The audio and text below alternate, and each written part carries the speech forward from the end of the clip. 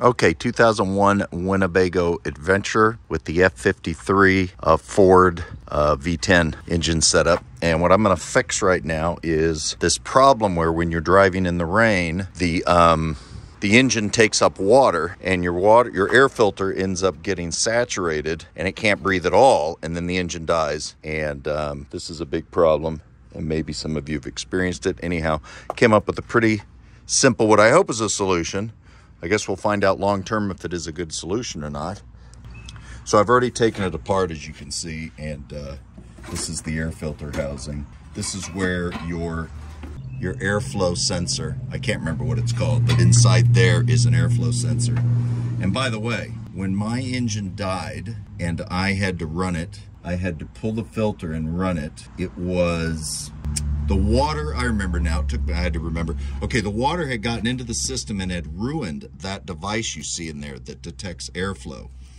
And what I discovered was if you simply unplug the connector, the engine will probably, I guess the computer goes to some sort of preset assumed values and will run, and it'll run fine. It couldn't run if I had it plugged in and it was getting erroneous value readings from the ruined airflow sensor. So I had to replace the airflow sensor. But anyhow, just something I learned is that if you disconnect it completely, you can at least get home.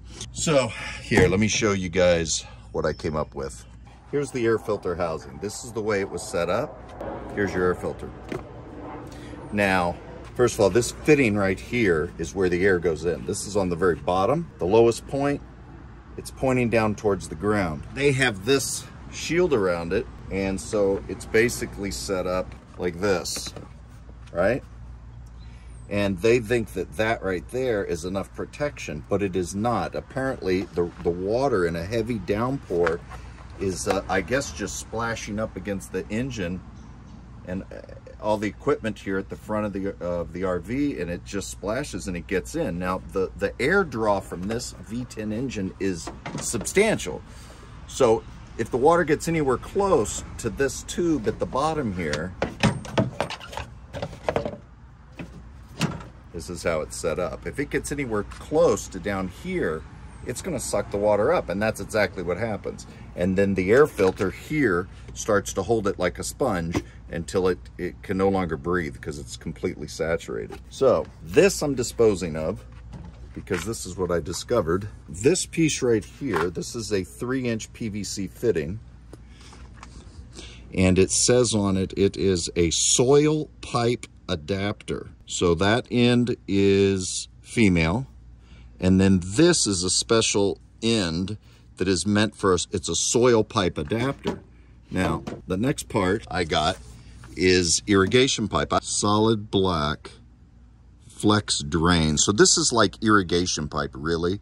This is what they use to run, to get, to get moisture away from your home. It's buried underground. So I'm not connecting this on this fitting. You might have thought I was, but here's the way this fits together. So this soil pipe fitting, it just so happens that the inside diameter of this thing matches this, the bottom of this, perfectly, right? Look at that. It fits on there tight, okay? I'm gonna clean this up really well, and I'm gonna run duct tape around it. I'm using duct tape first because I wanna make sure I'm committed to this before I glue it up. I wanna make sure it works. If it works, then at some point in the future, I'll do a more complete, probably silicone or whatever I might use to seal this thing up, or who knows, I might end up leaving the duct tape if it lasts. But see that fitting now, look, this, see if I got this right. Okay, so this irrigation pipe has a male end and a female end, okay? Now, the female end, let me see if I got this right. Yeah, so on the female end, this PVC fitting slides in perfectly. It's a nice tight fit, right? So I'm gonna put duct tape on the top and duct tape on these 2 points here, right? Now what I've got at the bottom of my housing, instead of drawing the air straight from the bottom, I've got a nice flexi pipe. See this? And I'm gonna run this pipe up like a snorkel somewhere to the top of the engine compartment. So from now on, it's going to be drawing air from the top. But this was a cheap way to do it. Anyhow, here's the base plate where this assembly sits on. Oh. Now look, this thing fits right through, but it's a tight fit. Way too tight. There's absolutely zero clearance for duct tape. See, this metal plate at the bottom, I have to live with that because it is welded to the RV. But this white fitting can come up. It's got to pass through it easily with duct tape around it. And it doesn't. It barely fits through there right now. So there's absolutely no clearance for duct tape. As soon as I put the duct tape on there, you can forget it. It won't fit through. So, okay, so I decided removing or cutting down the fitting is easier than cutting the metal in the RV.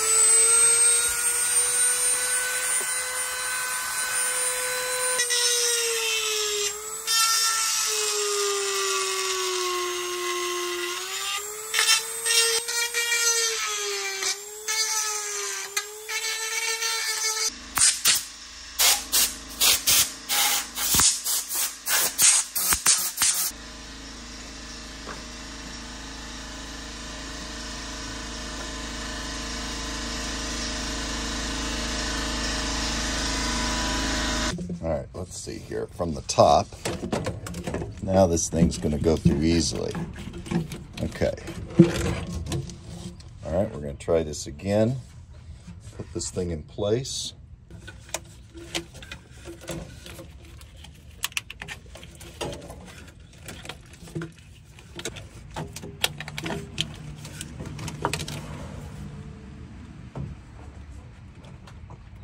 All right, I used some zip ties to pull these lines out of the way to hold them where they need to be. These three lines will stay tucked on that side.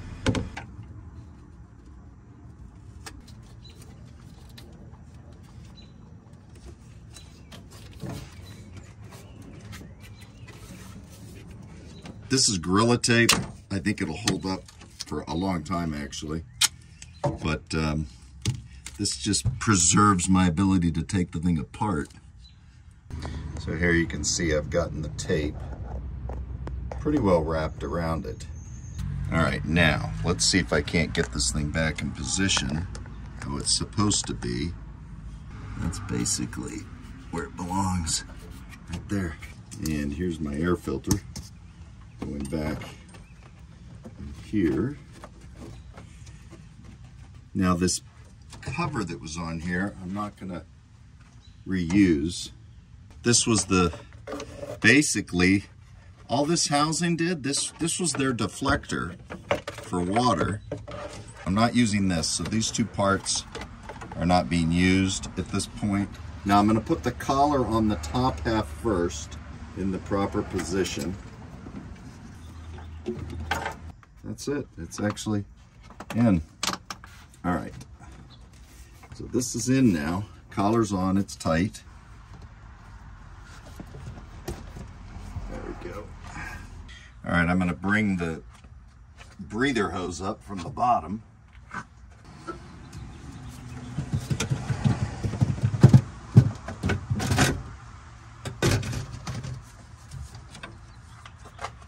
There's the bottom of it. It swings down and then comes up over on this side.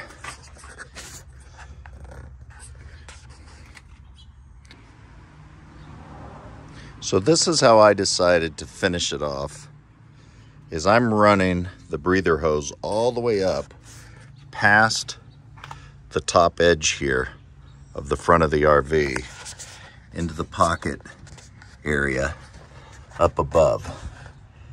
And the reason I want to do that is I really don't know. Well, I've been in some really heavy rainstorms, and I have no idea when I'm driving how wet this whole area gets. I want to make absolutely sure that there's no chance I'm going to get any water in it. And one thing to keep in mind, if it does get water in it, you don't really have a way to drain it because basically there's a P-trap at the bottom where this thing curves and comes up. And there's no valve, there's no way. If that gets water in it, I'm really not going to be able to drain it. So I just want to avoid that from happening to begin with. So let's see how this thing closes. Look at that, that portion of the door. It's not the end of the world. Let's see here. Oh, it pushes the pipe in a little bit, but that's okay. That's not hurting anything.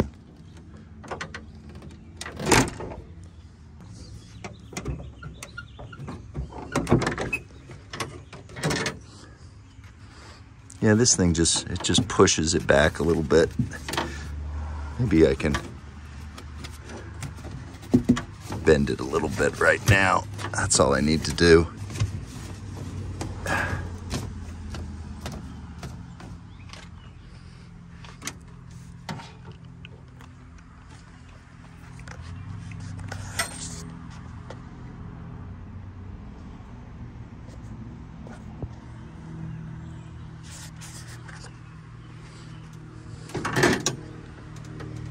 What a big